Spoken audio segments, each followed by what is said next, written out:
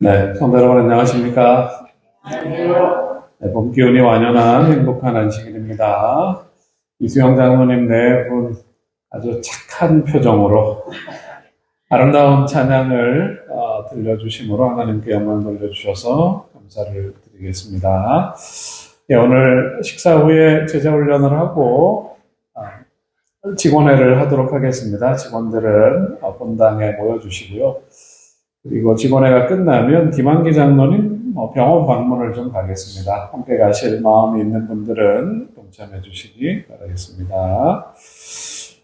오늘은 계시록 3장 14절로 22절을 본문으로 몸 밖에 서서 두드리노니 그런 제목으로 은혜를 나누겠습니다.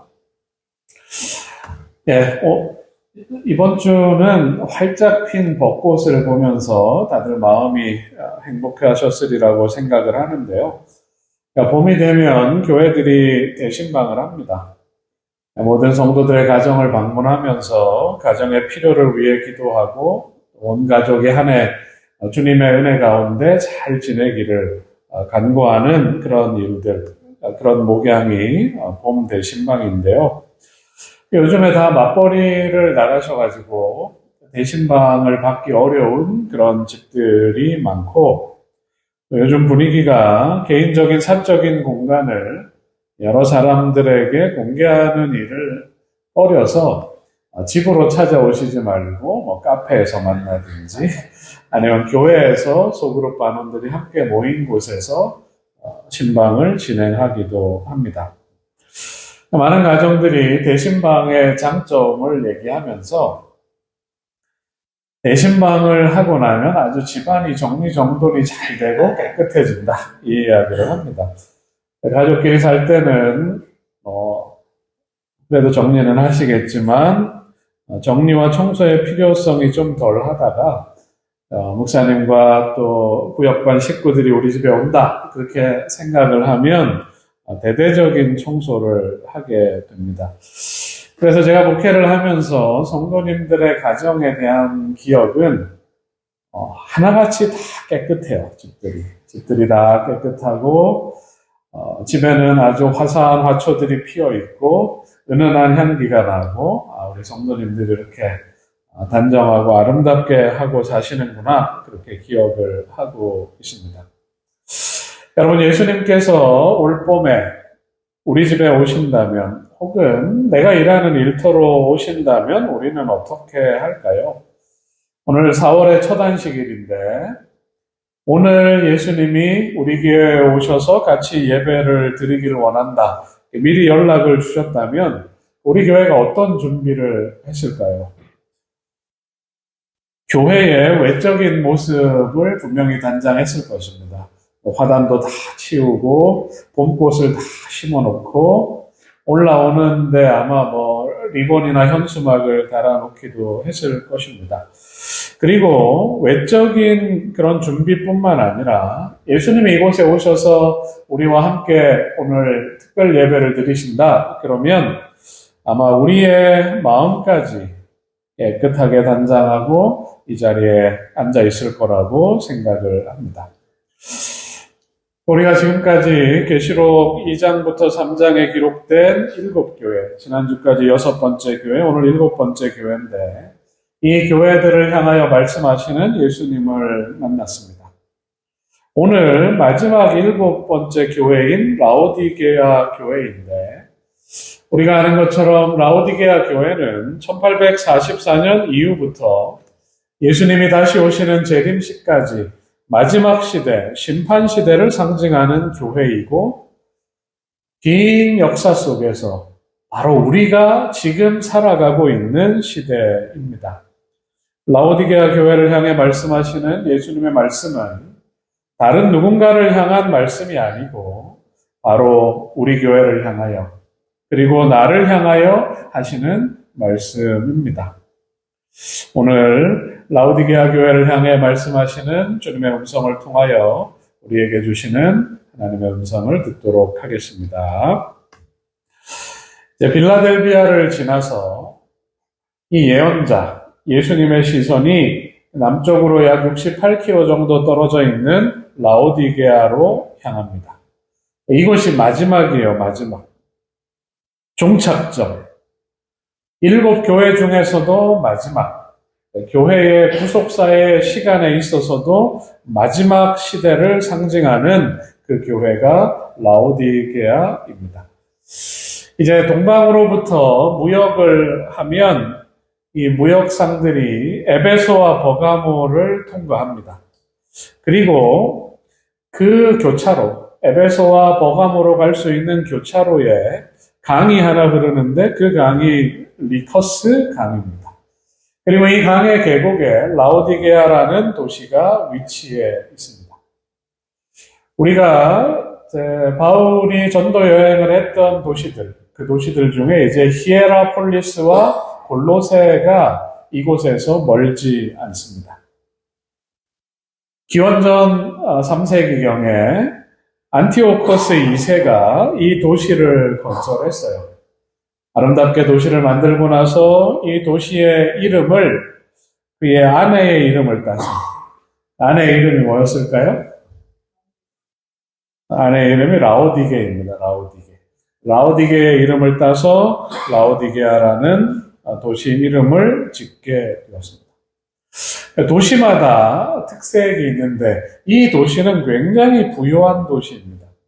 AD 60년경에 이 터키 지방에 큰 지진이 일어났을 때에 라오디게아도 상당히 큰 피해를 입고 파괴되었는데 로마에서 그 도시의 회복을 위해서 원조금을 보내려고 할 때 이 도시는 뭐라고 얘기했냐면 구호 자금이 필요 없습니다.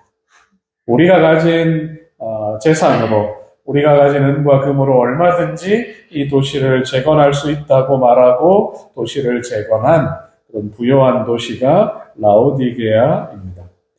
이 도시가 이렇게 잘 살게 된 데에는 이 도시에서 생산되는 2가지 품목이 있는데 목축을 하는데 특별히 이제 검은 양모로 만든 모직물이 아주 좋아요. 그리고 그 모직물에 술을 놓으면 아주 비싼 옷감이 되는 것입니다. 이 도시가 그 옷감으로 굉장히 부자가 됐어요. 그리고 프리기아 파우더라 불리는 안약과 귀에 바르는 연고가 유명했어요.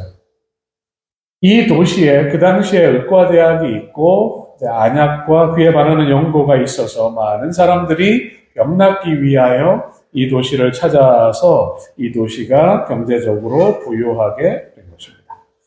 그래서 상업이 발달하고 행정이 발달하고 큰 은행들이 있고 경제적으로 부유했기 때문에 영적인 일보다는 세속적인 교만과 죄의 분위기가 지배하던 도시가 라오디게아입니다. 여러분, 예언적으로 라오디게아 교회 시대는 1844년 이후 심판의 시대라고 말씀드렸는데 바로 우리가 살고 있는 시대입니다. 자, 한번 읽어보겠습니다. 노아의 때와 같이 시작. 노아의 때와 같이 인자의 임함도 그러하리라.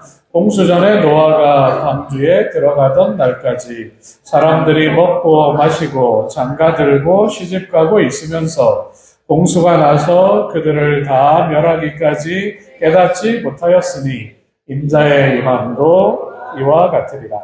마태복음 24장의 마지막 시대, 예수님 오시기 전에 있을 여러 모습들을 그리고 있습니다.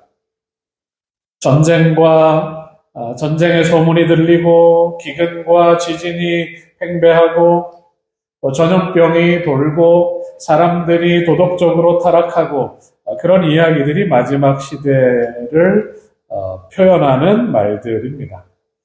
그리고 사도 바울도 디모데후서 3장에서 마지막 시대에는 자기를 사랑하고 저희 딸한테 엄마가 좋아 아빠가 좋아 그러면 난 내가 좋아 그렇게 얘기합니다. 자기를 사랑하고 돈을 사랑합니다. 경제에 대해서 얼마나 밝은지 몰라요. 어디에 투자해야 돈을 벌고 돈이 많아야 더 행복하다고 생각합니다. 사람들이 교만하고 부모에게 감사하지 않고 거룩한 것을 찾지 않는 시대가 지금 시대입니다. 술을 마시고 다른 사람을 모함하고 절제하지 못하고 선한 것을 사랑하지 않고 조급하고 자만하고 쾌락을 사랑하고 경건의 모양은 있지만 경건의 능력을 부인하는 시대라고 했는데 여러분 우리가 살고 있는 시대가 그러합니까? 성경에 기록되어 있는 내용에 대하여 우리가 부인하기 어렵습니다. 이 교회를 향하여 예수님께서 말씀하고 계십니다. 자, 말씀하시는 예수님의 모습을 살펴보겠습니다. 14절 라오디게아 시작. 라오디게아 교회의 사자에게 편지하라. 아멘이시오. 충성되고 참된 증인이시오. 하나님의 창조의 근본이시니가 이르시되. 말씀하시는 예수님의 모습이 아멘이시오. 충성되고 참된 증인이시오. 하나님의 창조의 근본이신 분이시다. 이렇게 표현하고 있습니다. 우리가 기도를 마치고 마지막에 뭐라고 얘기합니까? 아멘. 그러면 이제 기도가 끝난 것입니다. 아멘이라는 말은 마침이기도 하고 진실로 참으로 그런 뜻을 가지고 있어요. 그래서 아멘이시오. 충성되고 참된 증인이시다. 이렇게 표현하고 있습니다. 예수님께서 구속사를 마무리하실 텐데 마지막 교회를 향해 말씀하실 때에 아멘이시오. 그렇게 말하고 있습니다. 그리고 특별히 창조의 근본이시다. 그런 표현을 하고 있습니다. 여러분 이사야서를 읽으면 이사야 65장에 새하늘과 새 땅의 창조에 대한 기록이 나오는데 거기에 하나님을 표현하기를 아멘이신 하나님. 원어적으로 그래요. 진실하신 하나님이신데 새하늘과 새 땅을 창조하시는 분으로 묘사되어 있습니다. 마지막 시대를 향하여 새 천사가 얘기할 때에 첫째 천사가 이렇게 말합니다. 하나님을 두려워하며 그에게 영광을 돌리라. 이는 그의 심판하실 시간이 이르렀음이니 하늘과 땅과 바다와 물들의 근원을 만드신 이를 경배하라.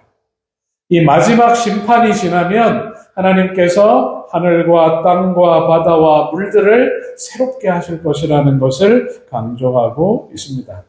그래서 우리가 예배하는 하나님, 그들 앞에 나타난 예수 그리스도의 모습이 창조의 근본이 되시는 창조주 하나님을 말하고 있고 마지막 시대에 창조주 하나님에게 온전한 경배를 돌리기 위하여 안식일을 회복하라는 기별이 이 시대를 위한 기별이라는 것을 우리가 계시록 3장에서도 확인할 수 있는 것입니다. 자, 라오디게아 교회를 향한 책망을 듣겠습니다. 보통 다른 교회는 뭐가 먼저 나왔어요? 칭찬이 나왔어. 그래도 뭔가 칭찬할 게 있을 법한데 하나님께서 책망을 하십니다. 칭찬이 없는 교회가 라오디게아 교회예요. 여러분 자녀를 볼 때 자랑할 게 별로 없는 자녀도 있잖아요. 그래도 그런 자녀를 사랑하십니까? 정말 사랑하고 그 자녀가 잘 되기를 우리가 원하는 것입니다. 자, 15장 앞부분과 15절 앞부분과 17절을 좀 읽어보겠습니다. 시작. 내가 내 행위를 아노니 내가 차지도 아니하고 뜨겁지도 아니하도다.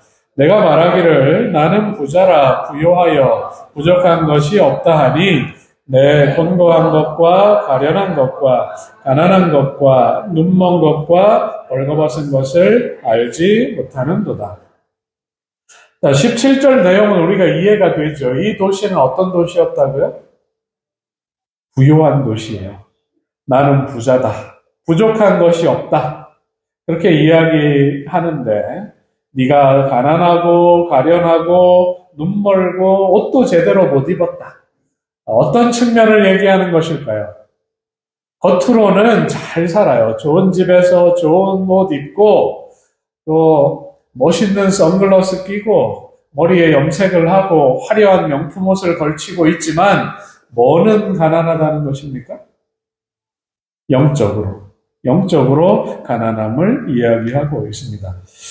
첫 번째 얘기하고 있는 내가 차지도 아니하고 뜨겁지도 아니하다. 이 말을 우리가 그 도시의 배경을 통해서 이해할 수 있습니다.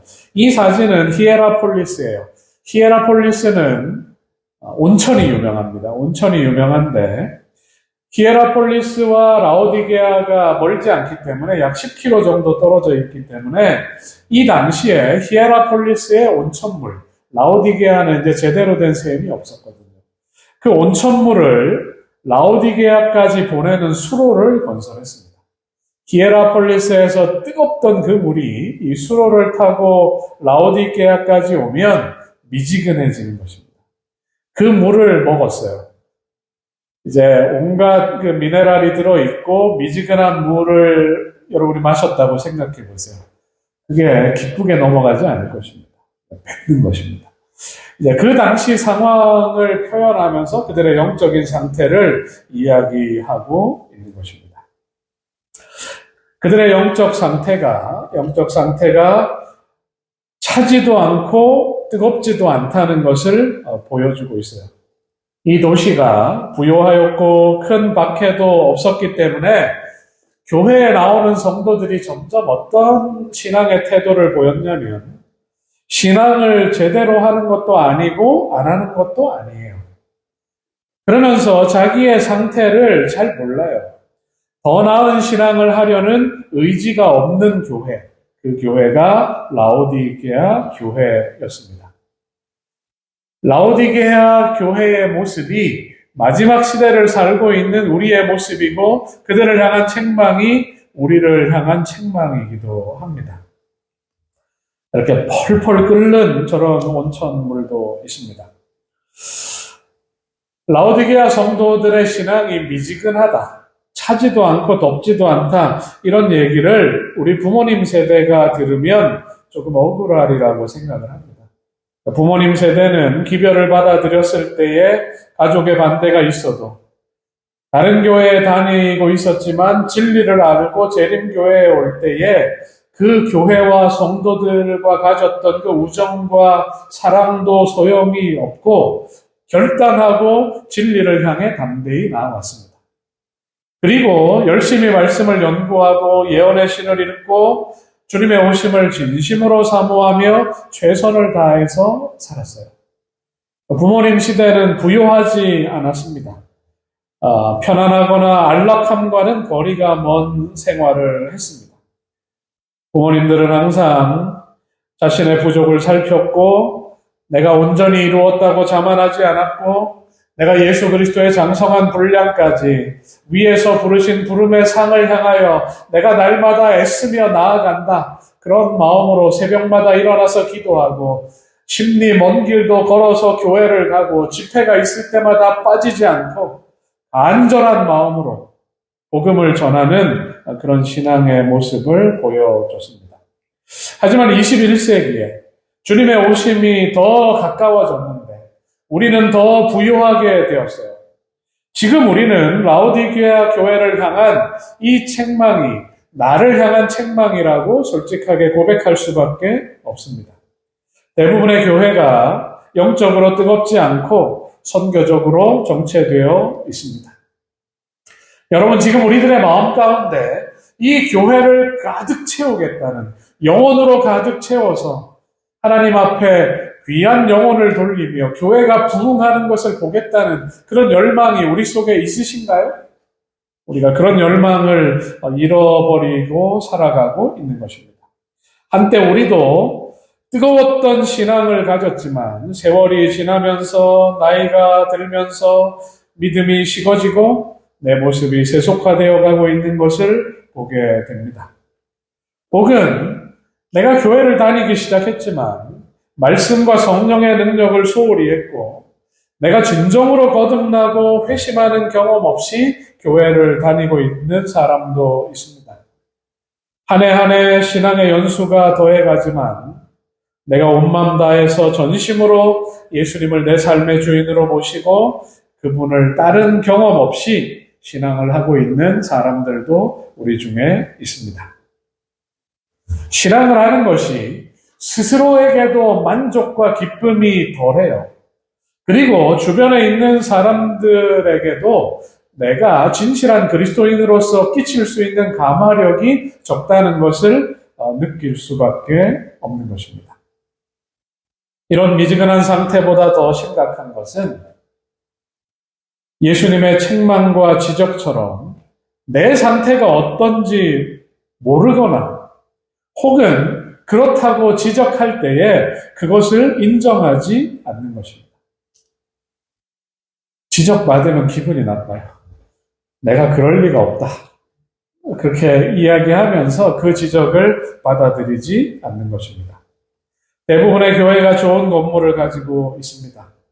우리 주변에는 수많은 종교 서적들이 있습니다.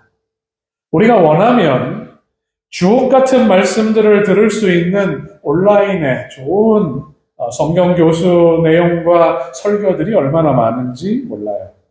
내가 원하기만 하면 달려와서 나에게 성경을 가르쳐줄 교사와 목사들이 있습니다. 하지만 라오디게아 교회의 성도들은 그런 풍요로운 환경이지만 영적으로는 점점 약해가고 말라가고 있었어요. 현실에 안주하면서 의에 줄이고 목말라 하지 않습니다. 그러면서 마음 가운데 이런 생각이 들어요. 여러분 그런 생각을 하시는지 모르겠는데 만약에 내가 더 성경을 깨닫게 되면 깨달은 만큼 또 심판을 받아야 돼.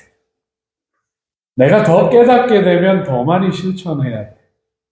그리고 내가 더 말씀대로 살려고 더 실천하려고 하다 보면 더 많은 희생과 손해를 감수해야 합니다. 그래서 때때로 우리는 진리와 기별을 회피하기도 합니다. 그 마음 가운데 이런 생각이 들어요. 신앙을 버리자니 교회가 주는, 신앙이 주는 유익이 분명히 있어요.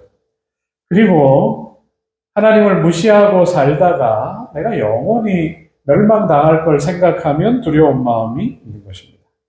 그리고 그간 교회 안에서, 신앙의 울타리 안에서 살아온 세월을 무시할 수가 없어요.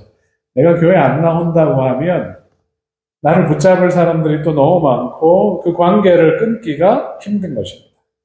신앙을 포기할 수도 없고 세상이 주는 재미와 즐거움도 맛보며 살아가고 있는 것입니다. 오늘을 살아가는 많은 그리스도인들, 우리 재림교인들의 솔직한 자화상인 것입니다.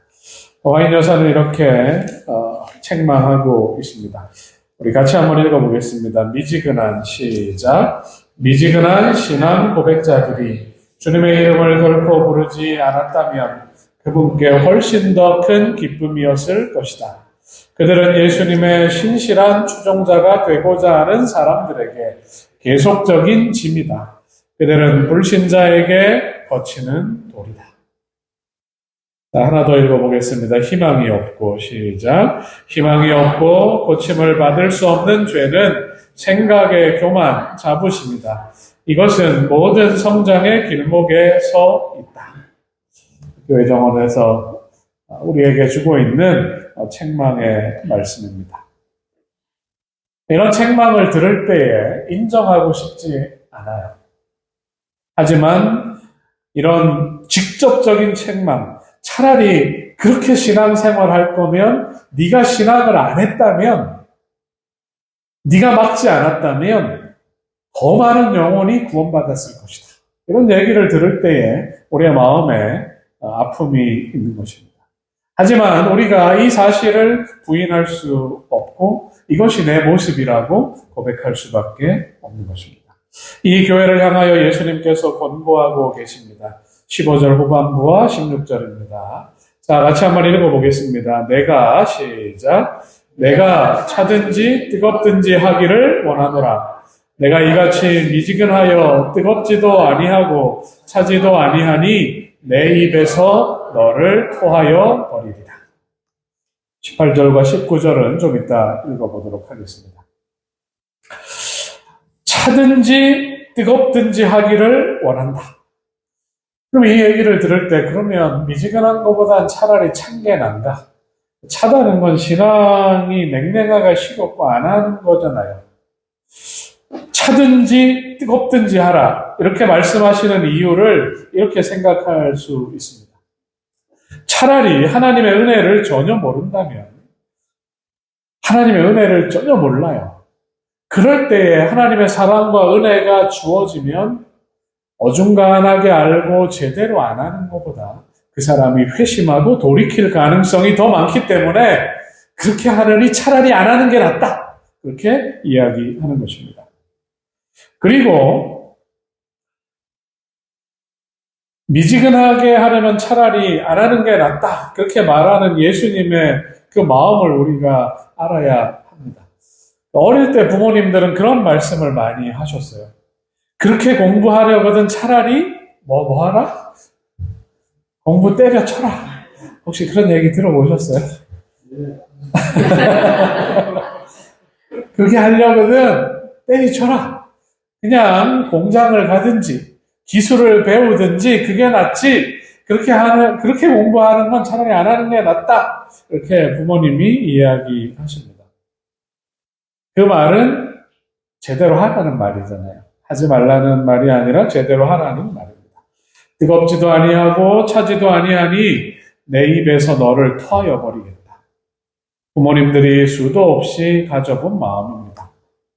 이 권고는 우리를 안타깝게 생각하시는 주님께서 우리가 속히 돌이켜서 다시 열렬하고 뜨거운 신앙을 회복하라는 간절한 호소입니다. 여러분 다시 좀 뜨거워지고 싶은 마음이 있으십니까? 그런 마음이 없으면 이제 설교를 끝내야 돼요. 우리가 뜨거워질 마음이 있다면 우리에게 말씀하시는 주님의 말씀을 들어야 합니다. 자, 18절과 19절 같이 읽어보겠습니다. 내가 너를 권하노니 다시 뜨거워지기를 원한다면 너희가 이렇게 하기를 원한다. 자, 읽어보겠습니다. 시작. 내가 너를 권하노니 내게서 불로 연단한 금을 사서 부요하게 하고 흰옷을 사서 입어 벌거벗은 수치를 보이지 않게 하고 안약을 사서 눈에 발라 보게 하라. 물은 내가 사랑하는 자를 책망하여 징계하노니 그러므로 내가 열심을 내라 회개하라. 이게 예수님의 마음입니다. 우리를 향한 하나님의 마음이에요. 우리가 가난하기 때문에 금이 필요해요. 벌거벗었기 때문에 옷을 입어야 합니다. 보지 못하기 때문에 안약을 발라서 눈을 고쳐야 하는 것입니다. 내가 사랑하기 때문에 책망하고 징계한다. 내가 제발 열심을 내고 회개하기를 원한다. 자, 불로 연단한 금을 사라는 말은 지금 우리에게 이 소중한 것이 없다는 말인데 불로 달구어져서 불순물을 다 태우고 순수한 금은 우리가 영적으로 고난의 불에 의해서 연단되고 순결해진 믿음과 사랑입니다. 다시 첫사랑을 회복하라고 말씀하시는 그 마음과 똑같은 것입니다. 하나님을 향한 사랑, 사람에 대한 사랑, 그리고 하나님에 대하여 흔들리지 않는 믿음을 가지라는 말씀입니다. 여러분, 정말 진짜 믿음, 진짜 사랑은 시련을 당하면 당할수록 이것이 더 빛나고 찬란해집니다. 우리가 초대교회 핍박받던 그 성도들과 일제시대 최태원 목사님에 대한 이야기를 나누었는데 진짜 믿음이 있고 진짜 사랑이 있으면 그들이 고난당하고 시련당하지만 그 믿음과 사랑이 더 빛을 발하는 모습을 우리가 볼 수 있습니다. 우리는 고백해야 할 것입니다. 하나님, 제가 영적으로 가난합니다. 나의 믿음 없음을, 내 속에 사랑이 없음을 하나님 앞에 고백합니다. 하나님, 제가 사랑의 시험 앞에 믿음의 시험을 당할 때에 이것을 지킬 수 있도록 붙잡아 주십시오. 우리가 매달리는 경험을 해야 합니다. 간절한 마음으로 다시 주님 앞에 매달려야 할 것입니다. 사랑 없는 내 마음에 예수 그리스도의 사랑을 달라고 간구하는 기도가 우리들의 삶 속에서 있어야 할 것입니다. 흰옷을 사서 입으라는 것은 그리스도께서 우리에게 입혀주시는 의의 옷을 상징합니다. 내가 예수님을 옷 입었다. 그럼 뭘 의미하는 걸까요? 멀리서 보면 내가 예수님의 옷을 입고 있기 때문에 사람들이 나를 누구로 착각할 수도 있어요. 예수님으로 착각할 수 있어요. 가까이 와봤더니 아니네. 뭐 그럴 수는 있지만 우리의 모습이 예수님을 닮아야 합니다. 그러려면 내 의지를 예수님의 의지에 복종시켜야 합니다. 그리고 내가 생각하는 정신이 예수님의 정신과 같아야 돼요. 성경을 읽어보니까 예수님의 정신이 이건데 내 마음에 계속 드는 생각이 이거라면 내 생각을 내려놓고 내 생각을 예수님의 정신과 일치시키는 과정을 거쳐야 하는 것입니다. 그리고 내 망상에 사로잡혀서 내 욕심에 사로잡혀서 사는 것이 아니라 예수님이 이 세상에 계실 때 생각하시고 행동하신 그 일대로 살겠다는 결심을 갖고 살아가는 것입니다. 그러면 우리는 예수 그리스도의 의의 옷을 입게 되는 것입니다. 라오디게아에는 검은 양모에 화려하게 수놓은 값비싼 옷감이 있었고 그 옷을 걸치고 있다고 한들 블랙핑크 제니가 입은 샤넬의 순백의 옷도 우리를 하나님의 심판대 앞을 통과하도록 하지 못할 것입니다. 우리가 그 거룩한 심판대를 통과하기 위해서는 예수 그리스도의 의의 옷을 입어야만 합니다. 안약을 사서 눈에 바르라는 말씀은 죄를 죄로 분별할 수 있고 진리를 진리로 인식할 수 있는 영적인 식별력을 회복하라는 것입니다. 점점 이게 죄인지 죄가 아닌지 그 경계가 모호해져 가요. 하나님이 원하시는 일인지 원하시는 일이 아닌지 그것에 대한 인식이 없어져 가는 것입니다. 우리의 눈이 멀어가는 것입니다. 우리는 하나님의 말씀과 성령의 역사를 통해서 선악에 대한 분별력을 가져야 하는 것입니다. 어떤 상황 앞에서 이것은 아니다. 나는 그럴 수 없다. 분명하게 얘기할 수 있는 사람들이 신앙인임을 기억해야 할 것입니다. 이런 교회를 향하여 주님은 말씀하십니다. 내가 사랑하기 때문에 너희를 책망하여 징계한다. 너희가 열심을 내고 회개하라고 이야기하고 계시는 것입니다. 여러분, 그리스도인들을 포함해서 수많은 사람들이 오늘날 더 바쁘고 치열하게 삽니다. 열심히 살아요. 여러분 얼마나 열심히 살고 계십니까? 전도사님 힘드시죠? 공부하랴. 우리 교회에 와서 봉사하시고 사역하랴. 예린이 마음껏 뛰어놀고 하고 싶은 거 할 시간이 없잖아. 이른 아침부터 밤늦게까지 학교에서 학원에서 독서실에서 또 집에 와서도 막 불도 안 끄고 얼마나 애쓰고 있는지 모릅니다. 그런데 많은 그리스도인들이 세상에서는 열심을 내지만 영적인 삶을 위해서는 열심을 내고 있지 않습니다. 우리의 삶의 근본적인 변화가 필요합니다. 이번 주로 우리가 제자훈련 4주차에 들어섰는데요. 오늘 오시지 못한 분들도 이제 유튜브를 통해서 또 이 말씀을 듣게 될 텐데 우리가 그동안 알았지만 하지 못했던 것들, 내가 제대로 한번 하려고 했지만 어영부영하고 있는 것들, 이런 것들로부터 우리가 달라져서 예수님의 제자가 되는 이 과정은 굉장히 어렵습니다. 그런데 우리가 언제까지 예수님의 오시는 시간이 점점 가까워질 텐데 언제까지 미지근하게 살아가겠습니까? 여러분, 우리가 선택해야 합니다. 보이는 현실에 치중하여 살다가 내가 이 현실에 집중해서 살고 영생은 포기하겠다. 그렇게 하든지 아니면 보이지 않는 영적인 것에 관심을 갖고 말씀 안에서 열심히 살고 주님의 재림과 함께 시작될 그 영원한 생명과 하나님과 누릴 그 복된 복락에 동참할지 우리가 선택해야 할 것입니다. 어려운 일이에요. 방향을 돌이키는 것, 내가 열심을 내고 회개하라 예수님께서 말씀하시는데 그렇게 하는 것이 정말 어려운 일입니다. 예수님께서 오늘 우리에게 결단하라고 요청하십니다. 끝까지 말씀을 붙잡고 뜨겁게 기도하면서 내 마음과 삶의 습관을 하나님께서 기뻐하시는 방향으로 내가 오늘부터 나아가겠다. 힘들지만 몸부림치면서 그 일을 해보겠다. 그런 결심이 오늘 우리 모두에게 있게 되시기를 간절히 바라겠습니다. 네. 여러분, 이 일을 위하여 고민하고 애쓰는 우리들의 마음문 앞에서 예수님께서 문을 두드리십니다. 읽어보겠습니다. 볼지어다, 시작. 볼지어다, 내가 문 밖에 서서 두드리노니 누구든지 내 음성을 듣고 문을 열면 내가 그에게로 들어가 그와 더불어 먹고 그는 나와 더불어 먹으리라. 오늘이 지구 역사에 있어서 예수님의 재림과 가장 가까운 날입니다. 우리가 살던 시대보다 예수님의 재림이 가까운 때는 없었어요. 우리가 아가서를 읽어보면 솔로몬이 연인의 집 문 앞에 서서 그 문을 두드려요. 여러분, 어떤 마음으로 두드리겠습니까? 너무 보고 싶고 만나고 싶고 함께하고 싶은 그 간절함으로 연인의 이름을 부르면서 문을 두드리시는 것입니다.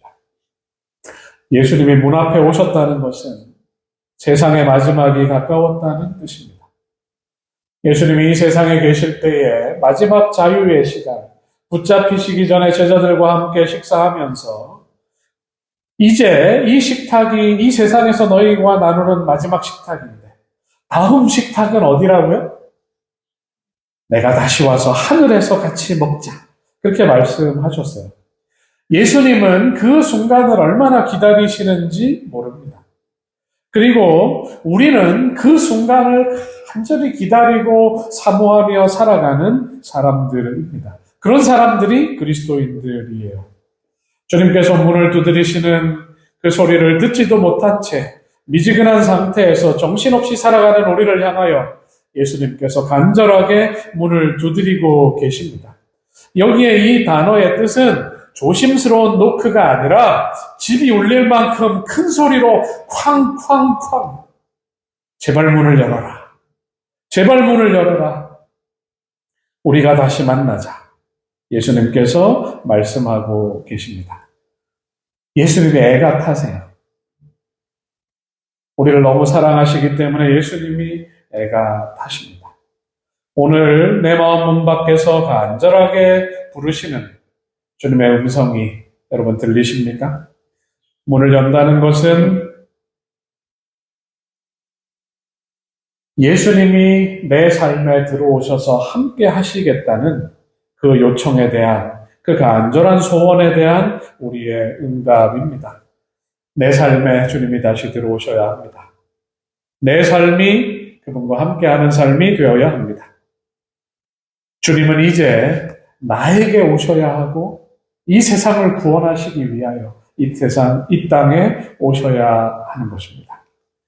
여러분, 라오디게아 교회를 향한 아름다운 상급은 주님과 함께 보좌에 앉는 그 영광이라고 이야기하고 있는데 그 영광은 지금 내 마음 문을 열고 내 마음의 중심에 예수님을 그리스도로 왕으로 모시고 그분과 함께 앉아 깊은 영적인 교제를 나누는 사람들의 몫이 될 것입니다. 오늘 다시 마음의 문을 열고 예수님을 내 삶의 진정한 주인으로 나의 사랑으로 모시는 우리 모두가 되기를 바라면서 오늘 말씀을 마치겠습니다. 은혜로우신 아버지 하나님, 풍요로운 시절을 살고 부족함이 없는 시절을 살고 아름다운 교회에서 평안하게 예배드리며 살아갑니다. 하지만 우리의 영적인 모습이 말라있고 굶주려 있고 피폐해 있는 모습을 바라보시며 우리의 회복을 간구하시는 주님의 음성을 듣게 하시니 감사를 드립니다. 오 아버지 하나님, 우리 속에 사랑이 부족하고 하나님 앞에 결단하는 견고한 믿음이 부족합니다. 주님, 우리를 불쌍히 여겨주셔서 다시 한번 불순물을 다 씻어내시고 하나님을 사랑하고 영혼을 사랑하고 주님의 몸된 교회를 사랑하는 마음을 허락하여 주옵소서. 어떠한 시련과 시험 앞에서도 흔들리지 않는 굳건한 믿음을 주시고 예수님이 펴주시는 의의 옷을 입고 주님을 날마다 닮아가기를 소원하는 우리가 되게 하여 주시며 죄를 죄라고 말하며 진리와 의에 굳게 설 수 있는 믿음의 사람들로 살아가게 하여 주옵소서. 오늘 우리의 마음의 문을 두드리시는 주님의 음성을 듣고 우리의 마음 문을 엽니다. 주여 오셔서 좌정하여 주옵소서. 오셔서 나의 주인이 되어 주시고 그리스도요 왕이 되어 주시옵소서. 이제는 우리 주 아버지 하나님의 무한하신 사랑과 예수 그리스도의 구원하시는 은혜와 성령의 감화 감동하심이 예수님을 마음에 모시고 주님과 함께 주님이 오시는 그날을 사모하며 살기로 결심한 사랑하는 주의 성도들 위해 이제로부터 영원토록 함께 있을지어다.